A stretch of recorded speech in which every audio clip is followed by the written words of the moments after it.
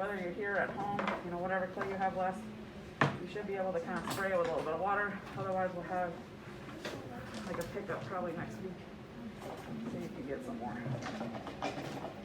So if you're doing a slab or you're doing coils, you're going to want a slab bottom. You don't want coil bottom. For whatever reason, it always cracks. We can't have a mug that cracks.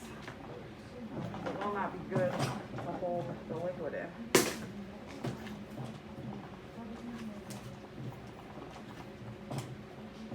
Start by wedging. Use your rolling pin. We got to get a nice bottom started. If you're doing a hollow form, you won't need a slab bottom. You'll just start with the chunk of clay and you'll start forming it. But if you're doing the coil or the slab, you are going to need a slab bottom. It all depends on how you want to build and what you want it to look like.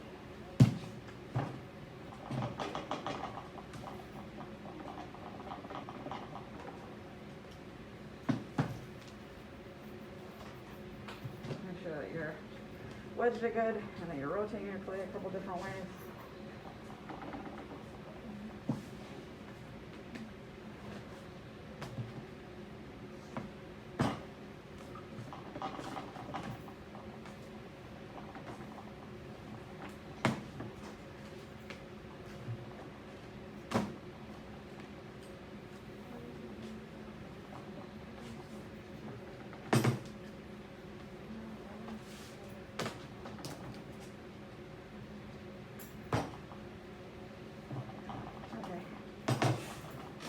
So it depends on your shape. You could have a circle bottom, you could have a different shape. If you do want a circle, I suggest that you get something that's circular, like a container, depending on how big you want it, so that you can kind of trace it, so you can get a really nice circle for your bottom. But it doesn't have to be a circle. You know, it could be a square, it could be an oval. It really depends on what you want. But a container makes life a little bit easier. I kind of put it down and then lightly trace it, just to make sure that I get right around it. And then when I'm actually doing it, I make sure that my needle tool is straight up and down, and then go around it.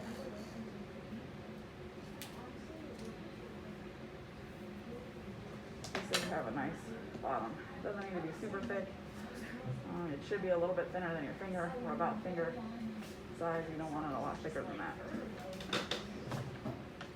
You can kind of roll it on its edge if you need to kind of clean it up a little bit.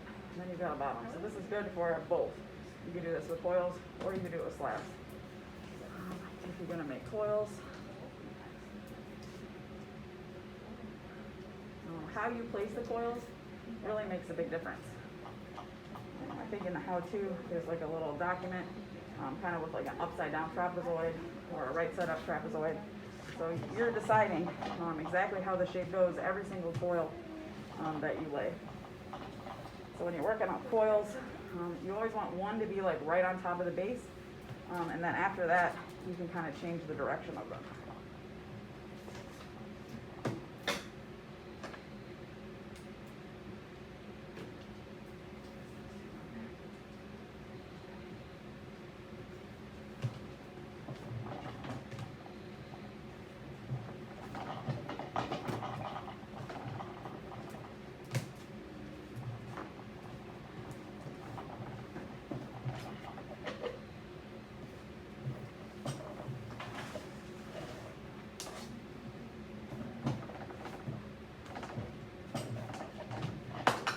You can make short coils, like that go just one at a time, kind of. Or I like to make just really long ones, and then just kind of loop them around as I go.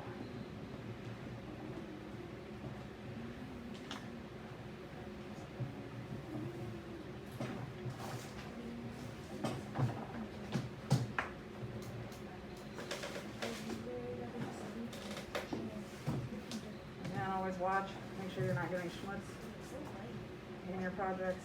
So it really makes it a bigger chance of something blowing up.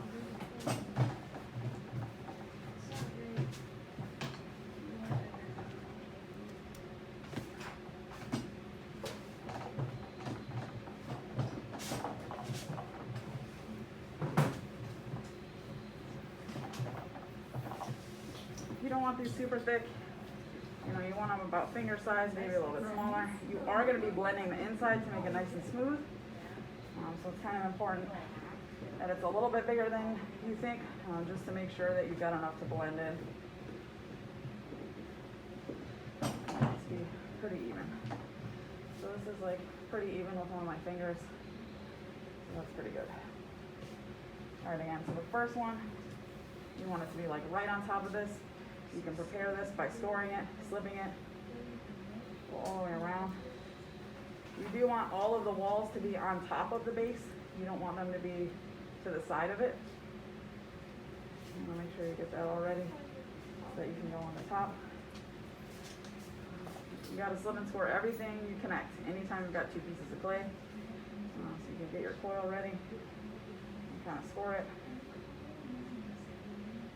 Guys, we're recording the demo right now, so it would be good if you could not talk so that we don't hear that in the background.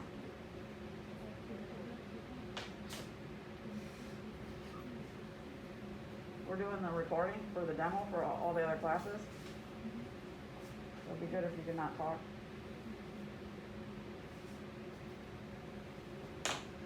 All right, you got your slip. Hopefully it's still wet. Yeah, should be kind of like liquidy. I like it when it's a little bit thicker. So get a lot of slip. And you really want to fill all those little holes that you make. It's really important to get it on there. It's okay if a little bit oozes out. That's normal. We can always clean it up afterwards. You always want to do construction first and then worry about kind of the craftsmanship and the beauty of it. So get it on there. Same thing with this. Really get it a lot on there. Fill all those holes.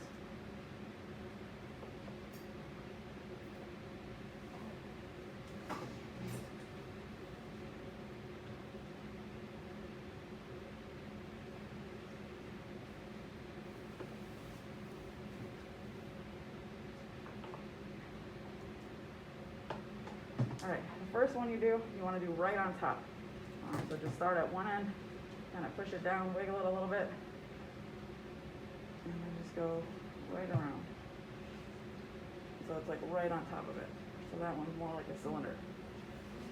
Okay, after that, you can kind of decide. If you look at some of the Pueblo pottery, they kind of like go out a little bit and then they go in.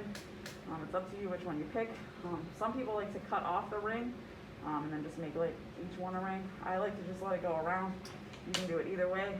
Make sure that you're scoring the surface that's going to attach to it. Coils are kind of tricky. You can only build like so much in a day, maybe like 4 or 5 or 6, and then they start to get kind of wet. And then you kind of have to work on something else.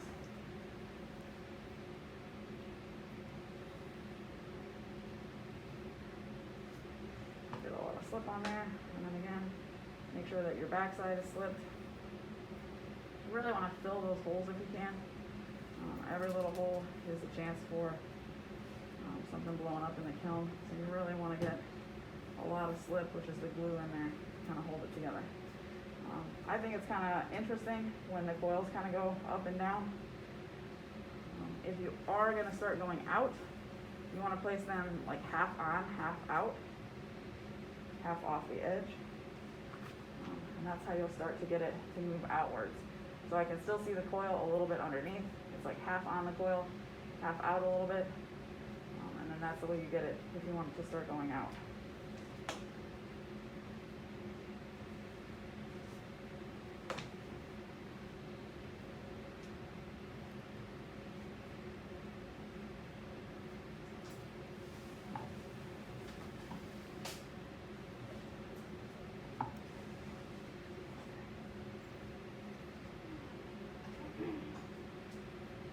Once you get a couple coils on there, the next step would be to start smoothing the inside.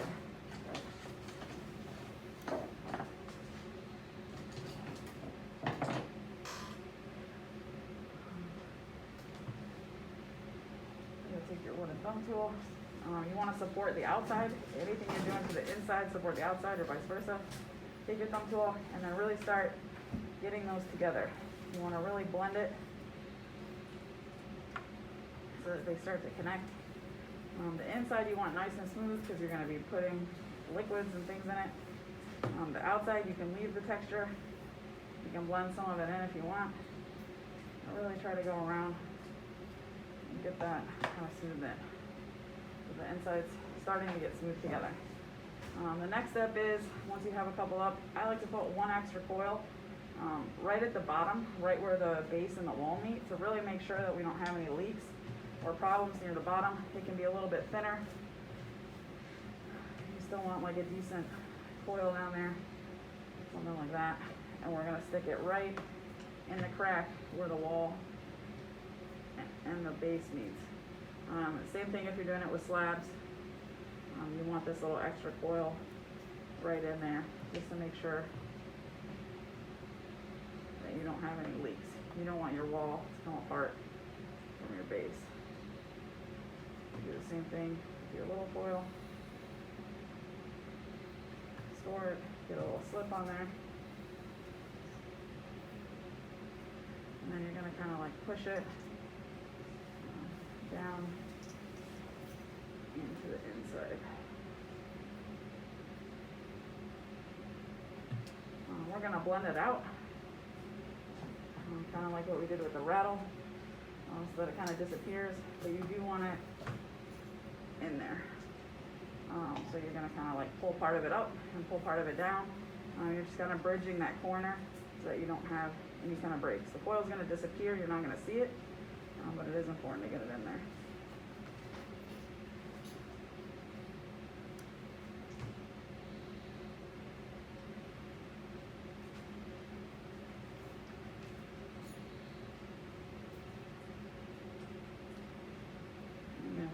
Clean it up, but always construction first. Kind of really get that little foil kind of blended in there, and then you can always use one of your rib tools or your sponge to kind of clean up the inside. Make sure it's nice and smooth. Sometimes you have to do that later. If it's too wet, you might have to do it the next time you come in, kind of smooth it. But it should just have a really nice transition on the inside so that you don't. So you can build whatever you want on the outside. I'll show you some options. I've already got this coil going. So one option is you can do a spiral. Spirals are kind of fun. They add some interest.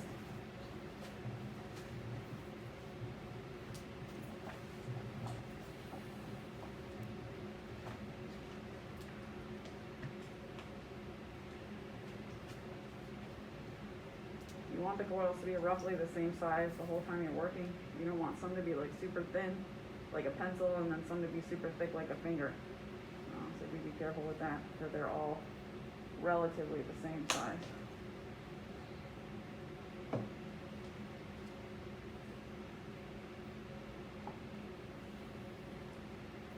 Okay. So spiral's pretty easy. You just start a coil, and you just kind of start rolling it up. Snail or something. You can decide how big you go, and you do the same kind of thing. You can just kind of slip in and score it, and then you can attach that.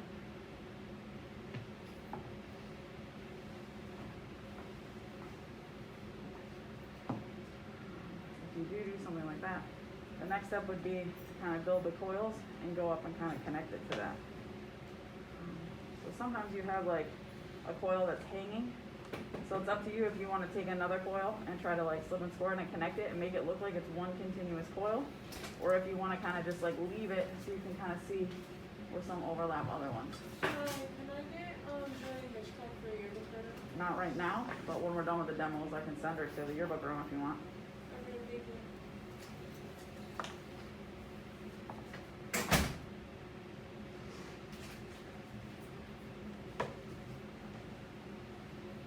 So I kind of like it when you can kind of see which way the coils went.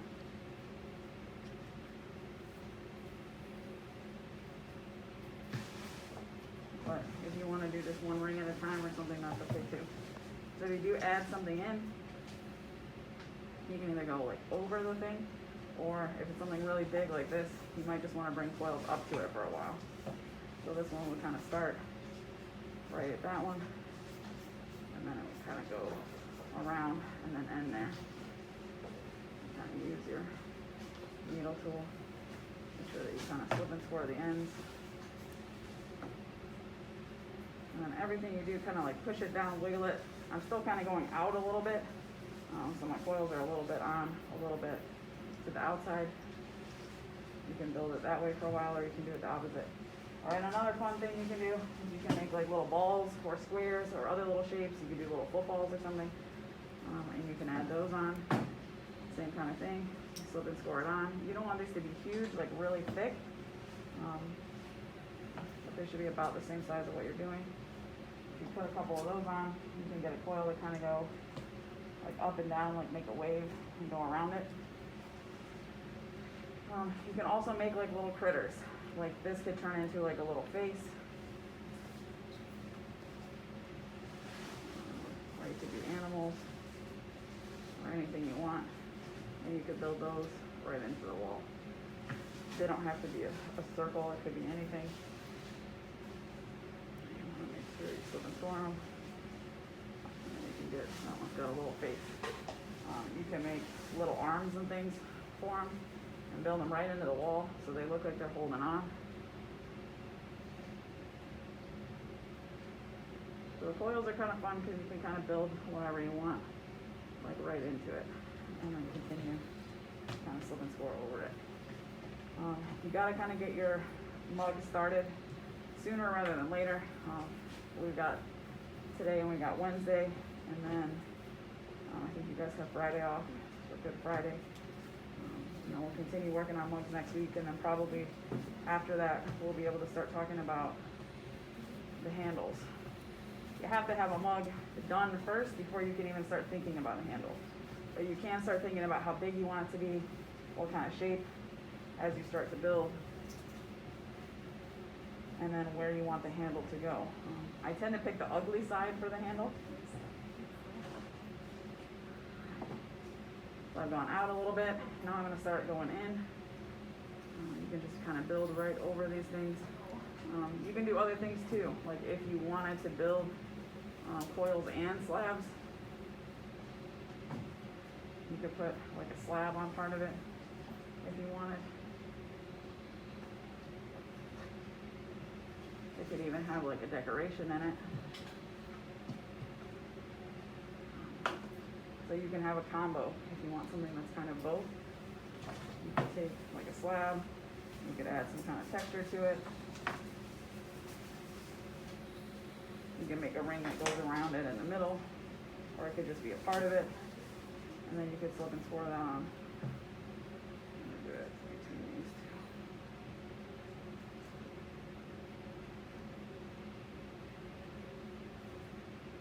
Kind of see.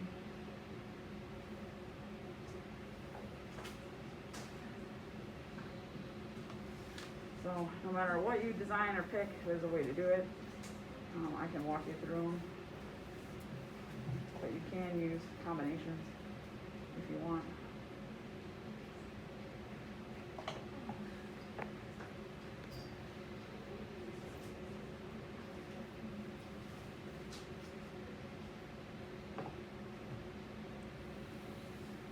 Make sure you get the sides of things too, if you're going to attach something big like a slab.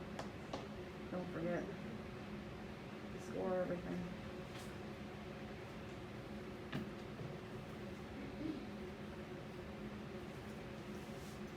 You can do both if you choose to.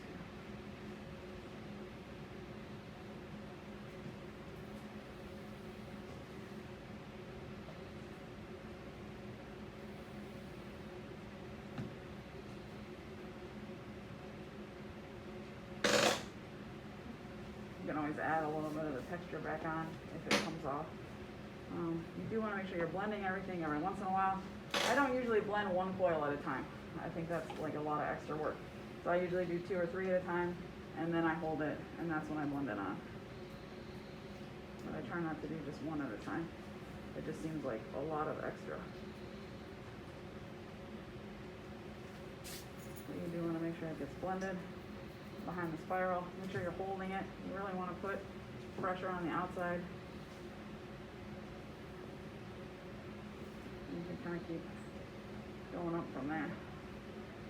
Alright, that's a coil mug. There's lots of things you can add in there. I'll show you how it like undulates. If you do like little heads and things, just make sure you really push down around it. You can kind of get it where it kind of goes up and down.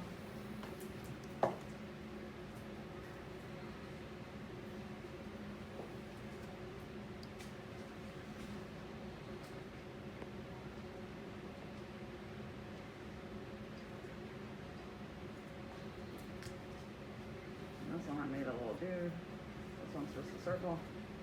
And then it's up to you. If you want it to like even out, if you put another ball in there, it'll even out the next time you go around.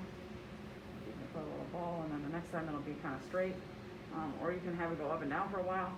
The other thing you can do is make little coils and have them go either up and down or side to side. And you can have that kind of like fill that little hole.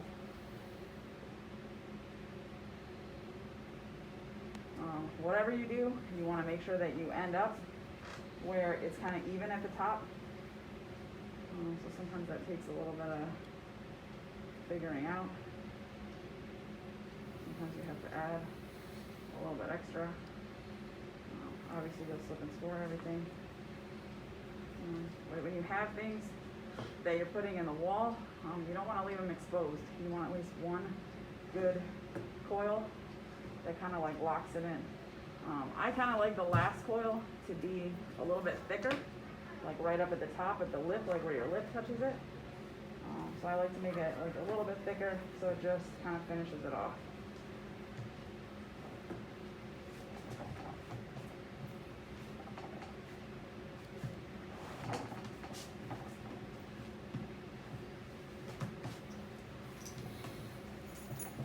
You probably won't get this far, like all in one day.